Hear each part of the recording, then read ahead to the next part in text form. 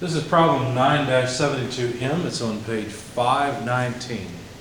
Two designs for a diving board are proposed as shown in figure P972. Compare the designs with regard to shearing force, bending moment, and deflection. Express the deflection in terms of the beam stiffness EI. Note that cases from Appendix A23 and A25 can be used, which of course saves us some time. All right, so here's design A. The diving board is simply supported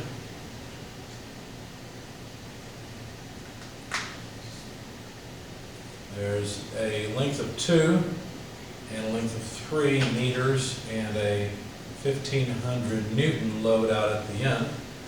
Case B has a design as follows. The board is the same as far as the dimensions and the load and all of that goes. The key difference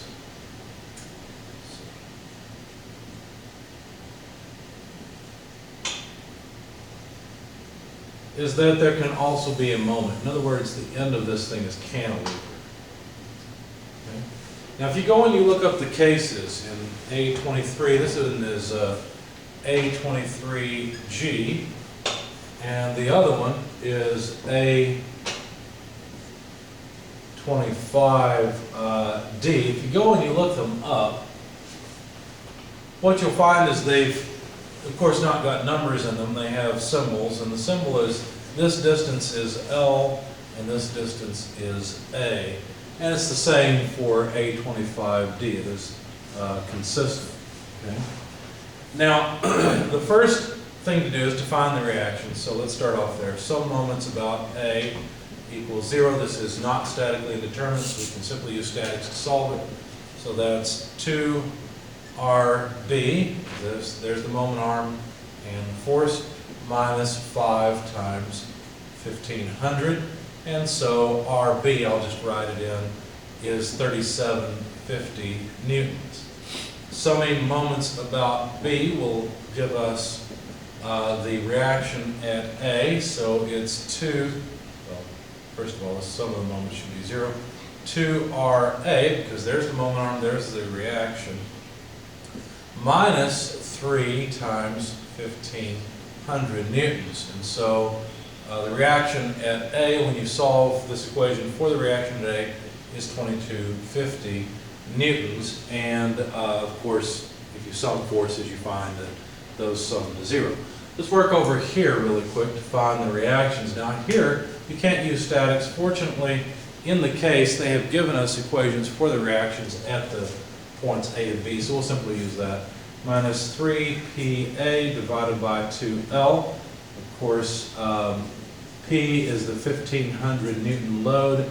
A is the distance 3 meters. L is the distance 2. Plug all this in your calculator. I didn't show you the units, but it comes out in newtons. And it's, excuse me, pardon me. It's 3375 newtons. So the reaction at A is in fact down, and it's 3375 newtons. Now you have to be a little bit careful here, because the equation will give you a negative number, of course, unless you look at it like P is acting downward, so it's negative. The point is that this is the correct orientation of RA and then the correct magnitude. To get the reaction at B, we'll use the other equation, which is P times 1 plus 3A over 2L. Both these, of course, are in case A25D. You know P, it's 1,500 pounds. You know A, it's 3. You know L, it's 2. If I did all of the math right, the reaction I got was 4,875 newtons. And of course, if you sum moments, you'll find that this is in fact in static equilibrium. Now let's go ahead and sketch the deflected shape. Since the beam can rotate at the back here, it's going to deflect up. Obviously here it's going to be deflected down, but it will be straight, coming up through the reaction and then down, curving around. This one, since we have a moment, it cannot deflect angularly at the left, so it has to come out tangent and then come out and down. Now we expect that due to the extra moment in this beam, we expect that there would be less deflection on the end in case B than in case A. All right, so now I need some space. So let me get rid of the reaction calculations. And what I'd like to do is write down the deflection. Since we've already got the equations, we're already in the back of the book looking up the equations for the reactions. I'd like to write down the deflection at the end, which is point C. It's negative P A squared over 3 EI times L plus A. Now for case 25D, the reaction is, I guess I'll have to write it below here.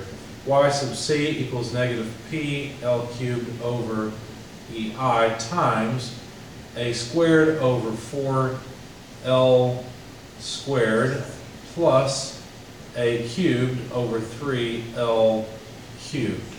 It's a bit more of a mess. Now you see A, you see L, P is just the 1500 Newton load, and EI are unknown. And so we can write out, we can plug in all the numbers, except we don't have E and I. So you end up with negative 22,500 Newton meters cubed divided by EI for the deflection at the end. This is YC. And of course it's usually measured, Y is measured in the positive direction, so we end up with a negative. I'm not as worried about that part. Okay, plug in A, L, and P, and you'll find that this is negative 20,500 over EI Newton meters cubed. Okay, so very close in deflection. As expected, D is a little bit lower in terms of deflection, assuming E and I are the same for the two boards. And now we're supposed to draw the shear and moment diagrams for these two. So let's go for that next. The shear diagram here would be up to 2250, I'm sorry, down. This load's acting down, and so the shear would have to act up, which is a negative thing. Okay, so negative 2250. And then the change here is going to be 3750. So 2250 negative plus 3750 ends up at 1500, which then would come back down to 0. Okay, so there's the shear. The moment is just the integral of the shear. Of course, the shear is in newtons. The moment is in, not kilo, but Newton meters. And so this area is a negative area. 2 times 2250 gives you a moment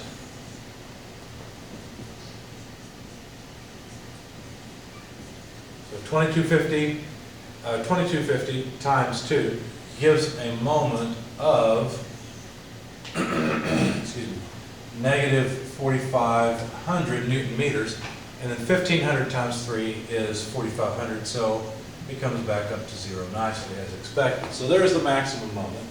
But over here we have a small problem.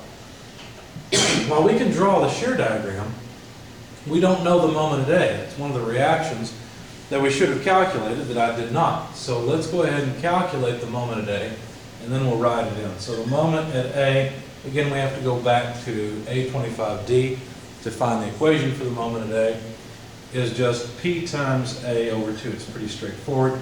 P is 1500, obviously. A is 3, so that's 4,500 over 2, which is 2250. So the moment at A is 2250 Newton meters. Okay. Now, is this the direction you have to apply the moment? Well, sure, right? I mean, if you don't apply a moment like this, the beam is going to go this way, so you have to twist it back into place to hold the beam straight. So that allows us to then get the moment diagram. First of all, let's get the shear diagram going. So the shear in newtons along the length of the beam, well, it's the same story as before, except it's a little larger. This is now down to negative 3375 newtons. Okay, and then we have a change of 4875. So 4875 minus 3375 comes up again to 1500. So there's our shear diagram. The moment diagram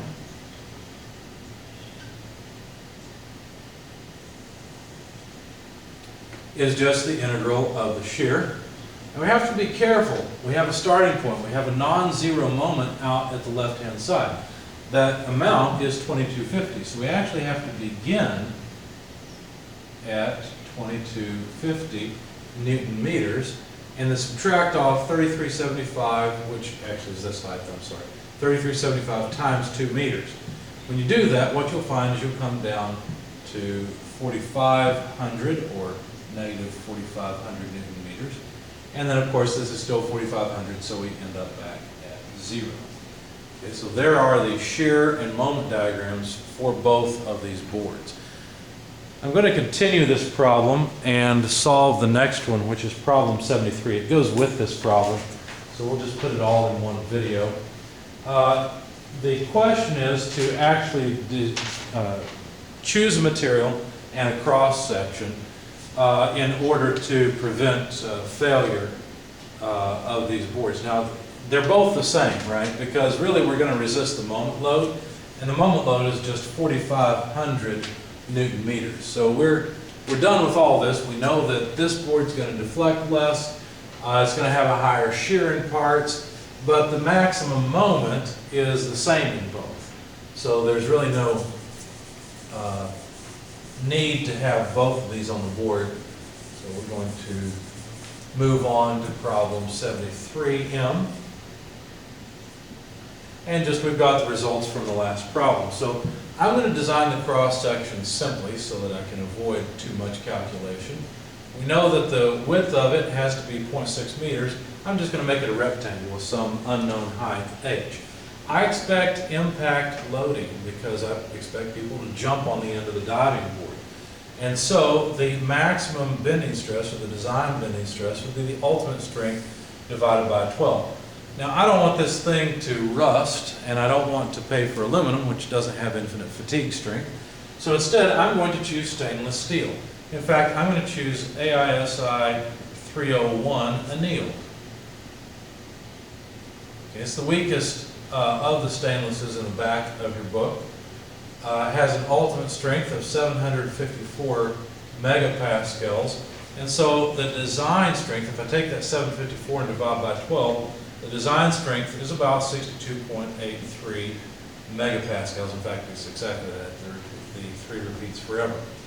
Now, we know that the bending stress is MC over I. But notice that C is going to be the distance from the neutral axis up to the top or to the bottom. It doesn't matter in this case. The stress would be the same at the upper and lower surfaces, except one will be tension, the other compression. But basically, C is just h over 2. And then I is 1/12 bh cubed, so bh cubed over 12. When we simplify this down, notice the 2 and the 12 can be simplified a bit. You'll end up with 6m, and of course we've got an h here and h cubed here, so that would be bh squared then. Okay, so now we can solve, let's go and get rid of this. We can solve for the height h